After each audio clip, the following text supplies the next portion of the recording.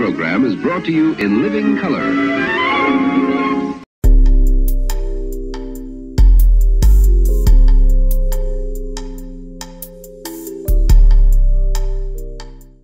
Okay, so in this video I'm going to sort of cover my migration from my current computer case into the new one that I got for Christmas. I asked for a updated case. I've been using this one for a while. I think, gosh, when did I get this thing? Probably around late 2012, early 2013. Maybe, no, I didn't get it for Christmas. I bought it. Gosh, I don't remember when I got it, but it's been a while. It served me really, really well. This case currently is a Cooler Master half 912. It cost me $60. The windowed side panel cost a little bit more, or it was like a $15 added feature, or additional part, I should say. But it has served me very, very well. And, you know, I don't have the tubes that I had in here that would light up the inside, but maybe I can find some pictures to edit in there that will show you sort of what this thing looked like.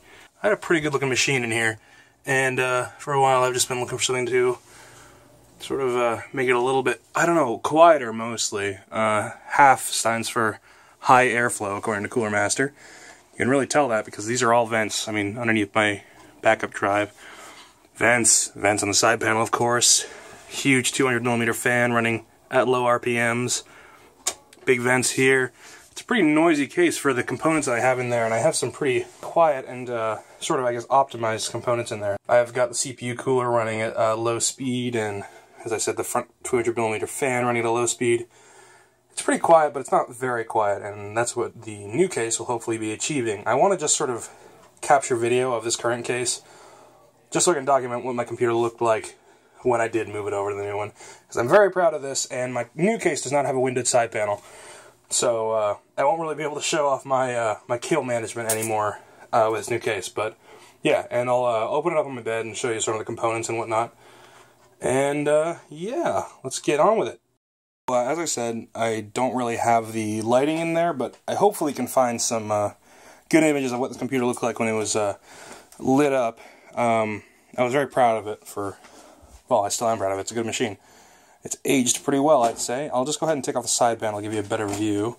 You can see in here that these are the tape marks. I think I just used duct tape and various, like, maybe masking tape at some point in the past to attach those. They kept falling off, but the desired effect was achieved with blue lighting. It gave a very even sort of illumination of the inside of the case, and it was really, really nice. So let me really quick take you over the interior of the machine. Gosh, it's been so long since I've thought about these parts. Jeez.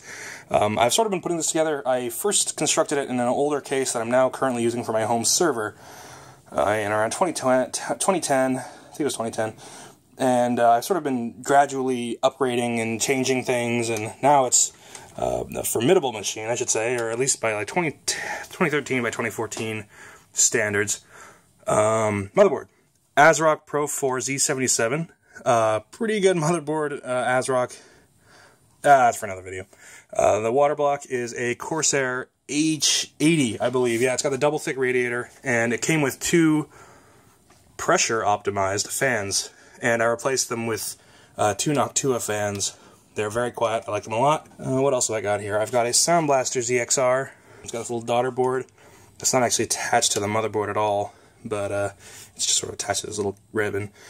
Got some impressive specs on that card. It's pretty good, at least for a gaming grade sound card. RAM is currently 16 gigs.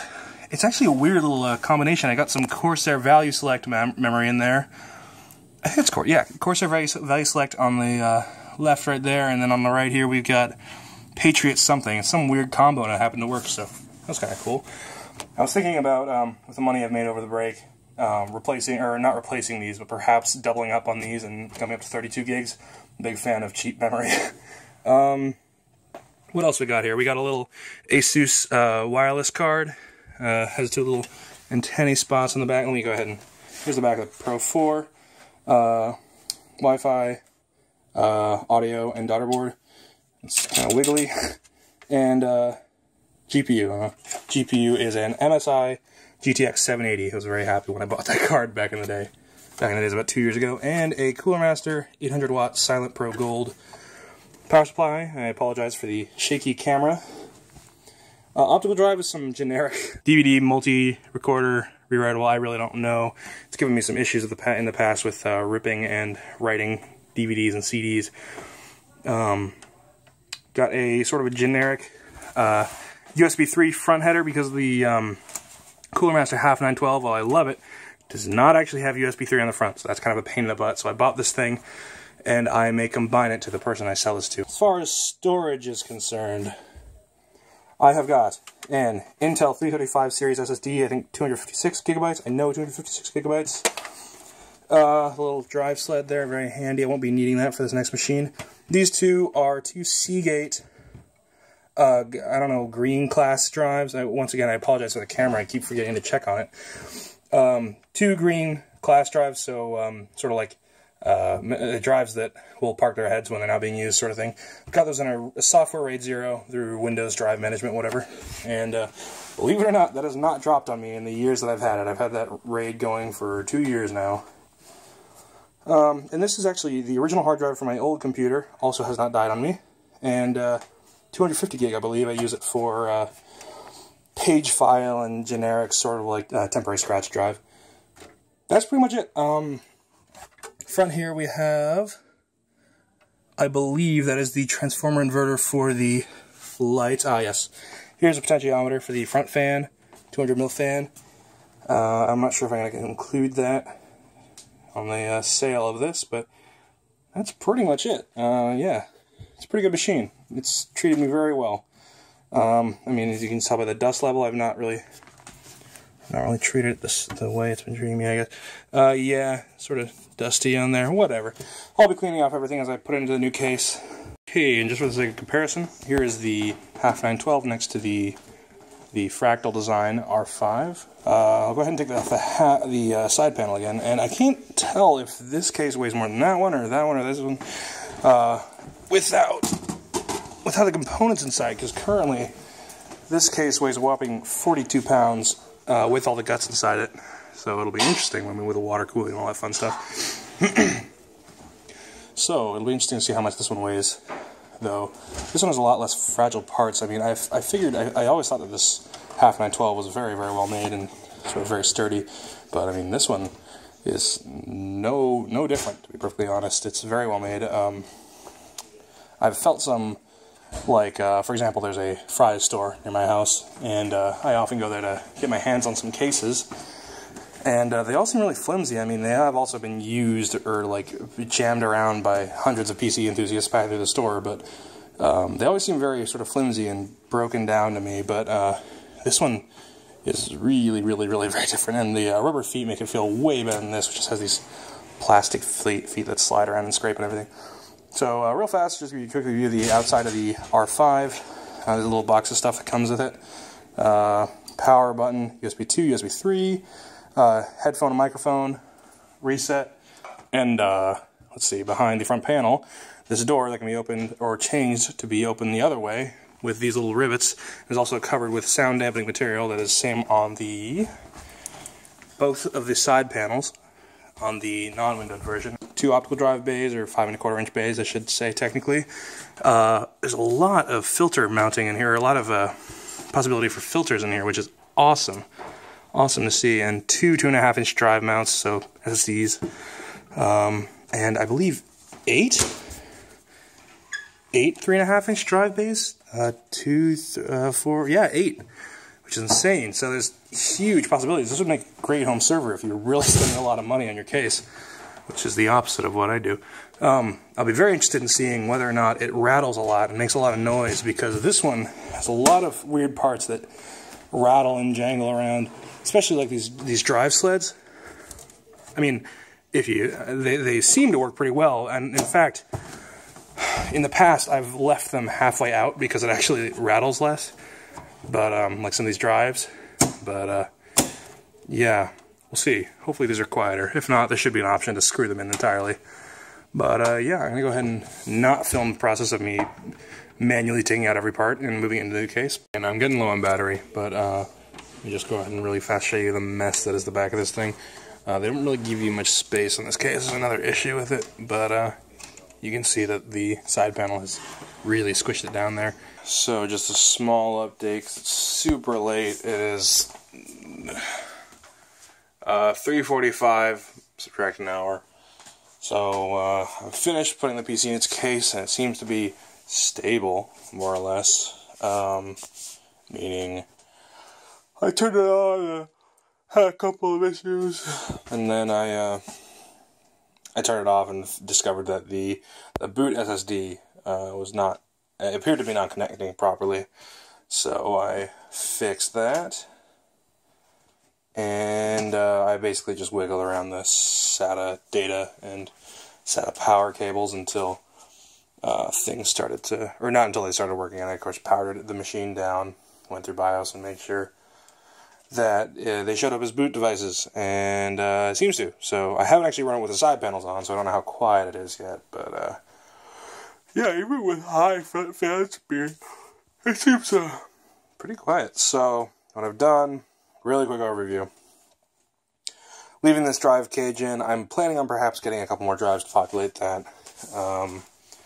Not sure yet. I've moved the back case fan, 140mm, up to the front to match up with the other one that is natively installed in the front. The case comes with 2 fans.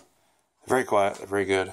They seem to be designed to be airflow optimized, and pressure optimized. CPU cooler's been moved to the back, pushing air out. Now, that's always been pretty quiet, and I don't expect to get much noise, and especially since it's facing out of the back, exhaust is coming out that way. I don't believe I'll get any issues. Water block took a while to get flowing correctly. I could hear it gurgling away for a while when I had the machine running open, and the cable management isn't great, but I don't plan on opening this machine up a lot, so I use a lot less zip ties and twist ties, keeping this one together. Which is good, because less stress, like less high tension stress on especially data cables, is good. I sort of guessed that part of the issue that I had with SATA, or with the boot drive ceasing to function, was probably because I had the boot drive's data cable super tight. And yeah, I am utterly exhausted, so I'm going to put the side panel on. Hopefully it all boots up so I don't have to open it all up again and everything shows up. Other than that, it seemed 100% regular, normal. CPU temps were good, so, you know, even though I've done this 50 times, seated a heatsink, I still worry about it. It's just stupid. It's just, because you can never tell if you've done it correctly. Giant GPU. PCB seems to have sort of bent downward slightly, but you know what? It works. Not going to worry about it. So, anyway, that's the system. 2 drives here, as I said, are in a software RAID 0, striped RAID, and, I forget what the Windows Manager calls it. Striped volume, I think is what they call it, striped NTFS volume. And I got the old drive, as I said, and the SSD is mounted to the back of the motherboard tray. So, everything's good. It appears to be. I used one less cable than I needed to because I didn't have... Oh, I didn't need to use the pretty 8+6 cable for the GPU. So, there's a slightly better looking one that's got this ribbon cable that you actually can't see any of. This style ribbon cable down there on that power supply. It's got that on here, and I used it, and you can check back and rewind if you want to see it, but looks a little bit better than this. But this, I'm not worrying too much about aesthetic, as I said, mostly just making sure that airflow is good, and I predict that this will be perfect with airflow. Not perfect, but very good. I wonder if there's a way for me to baffle off these guys without making a huge mess. I'd like to keep it a pretty directed airflow. I like how currently it just sucks in through the side vents here and on the other side. Gets pulled in through the front. And more or less nothing here, a filter at least, so dust stays out for the most part.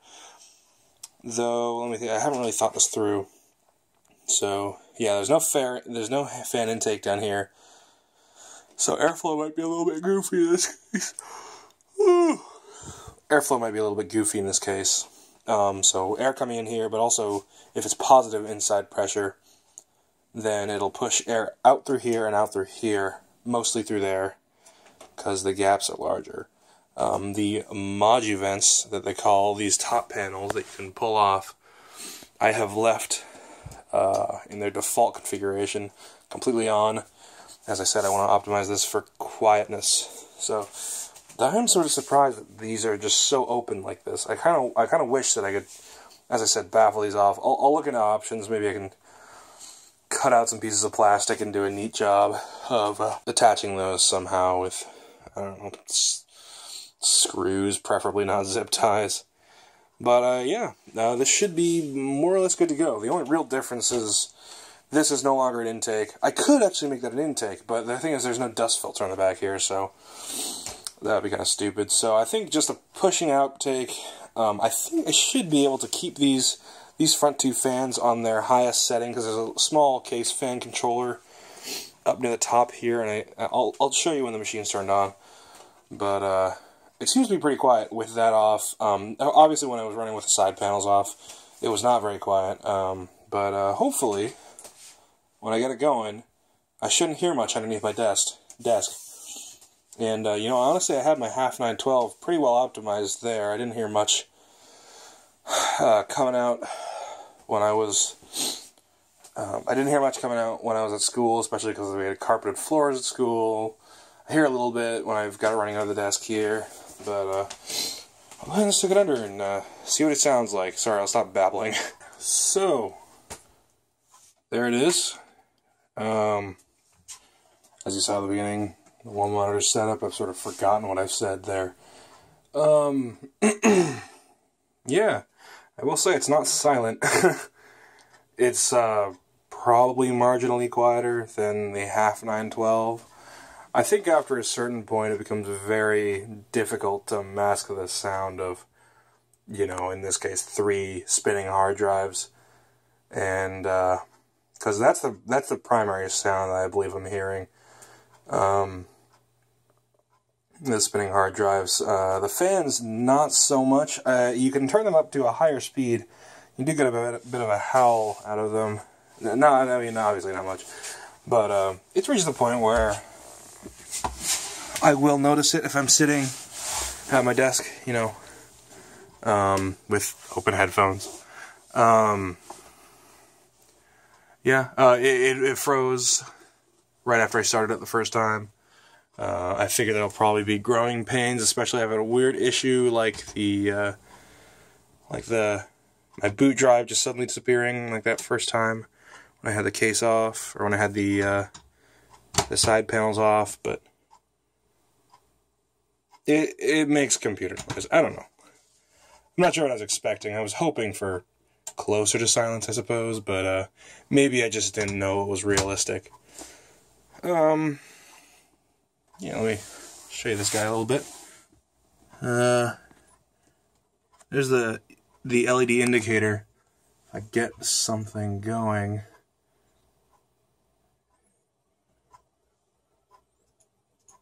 Oh, did it freeze? I believe it may have frozen again. I don't believe that's Windows 10. I think it's just actually frozen. Because there's no more disk activity. That's interesting. So, I think I'm going to have to determine... Yeah, and now... Wait. Is it actually frozen? It's interesting. The task manager is still clocking, but the resource monitor isn't. You would have thought that resource monitor would continue going, but a little click you may have just heard was the sound of the green drives parking their heads. Interesting. Well, I'm going to go ahead and say that this is frozen. This is the same thing I did last time, so I'm going to go ahead and force shut it down. No disk activity, so just go ahead and show you. These LEDs are arranged. There's 2 LEDs. Top one is, there's no like barrier or border between them, but the top one is power, bottom one is LED, so it'll flash a little bit more when there's disk activity. So, go ahead and shut this guy down. I'm so sorry. It's okay, you probably don't see the SSD in the first place. Yeah, whatever. No, come on. Okay, this monitor's stupid because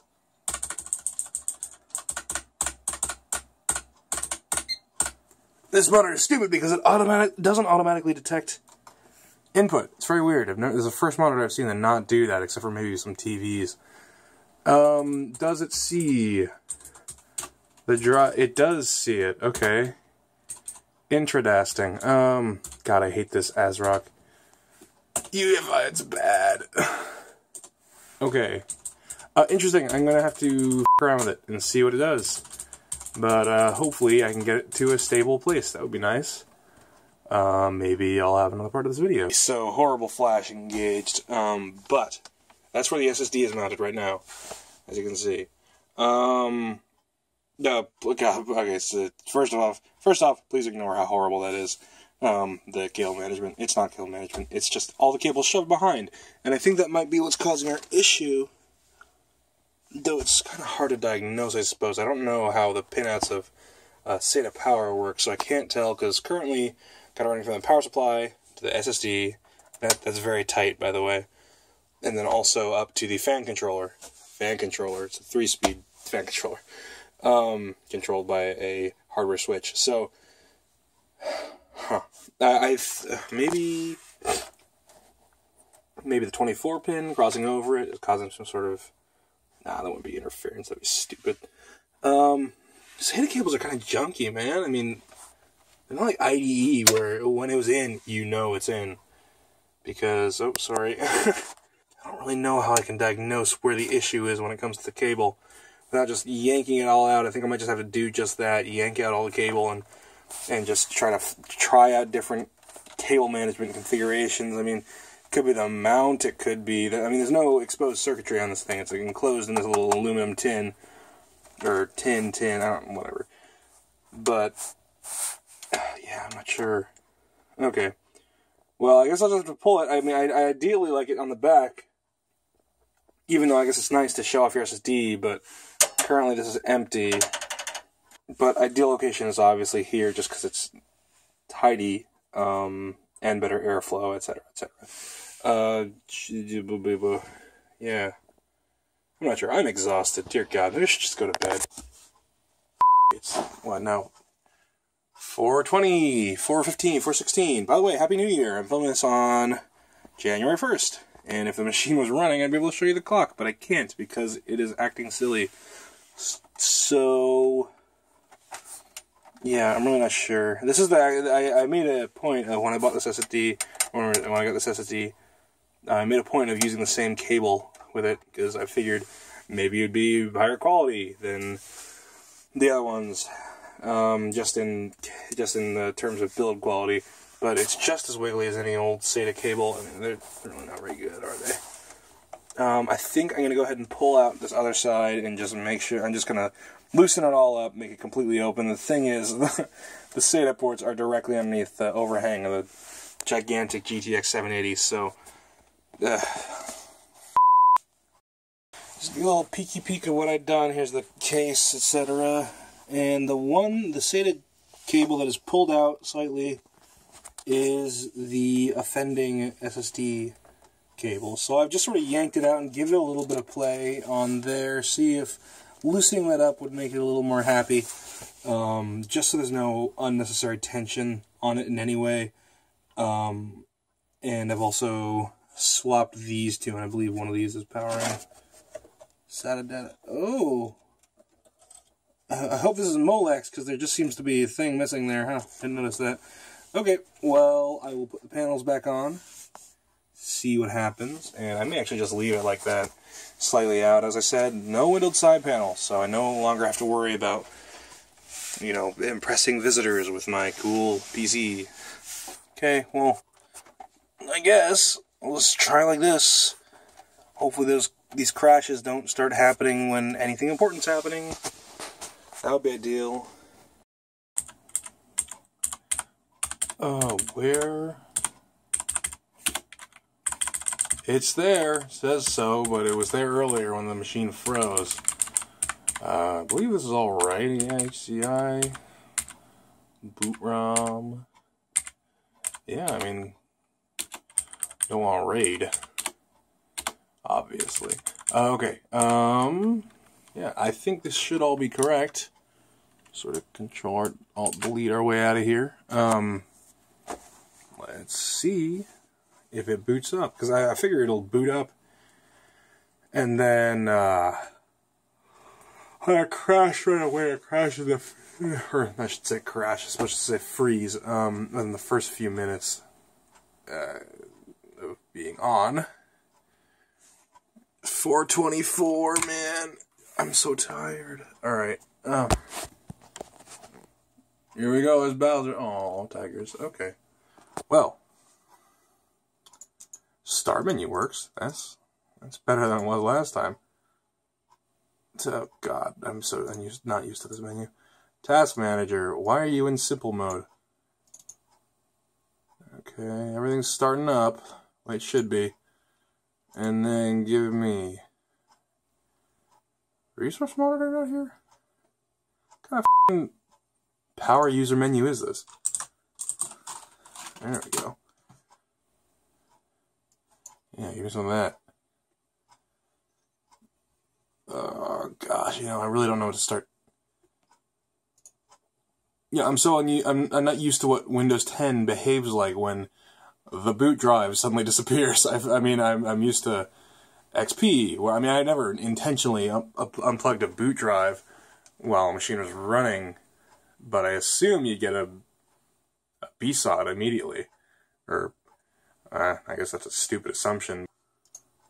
Start menu still works. Start garden still works.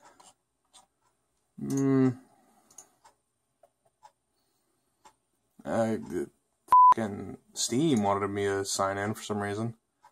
I think all these restart. God, this is scary. I've never had this machine so unstable. Comes with the territory, I suppose.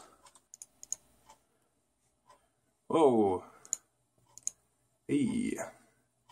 Okay, well, I guess, okay, for the time being, I'm just going to hope that it doesn't give you any more stupid issues, and at the same time, show you a little LED.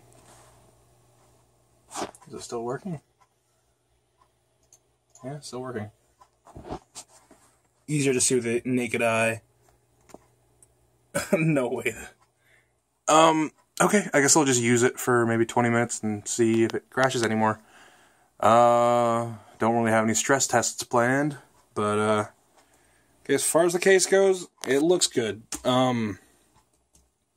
Looks good.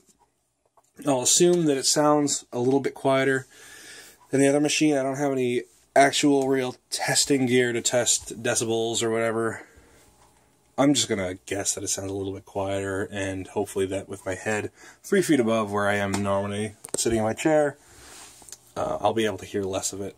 This case is a little bit longer. It does stick out to the desk almost, and yeah, gosh, I don't even know how to do an outro right now because I'm really not thinking very well. Well, I like the design of the case. I like now having a sort of discrete case instead of that loud half 912, loud audibly and loud visually. Yeah, let's just assume everything's good for now.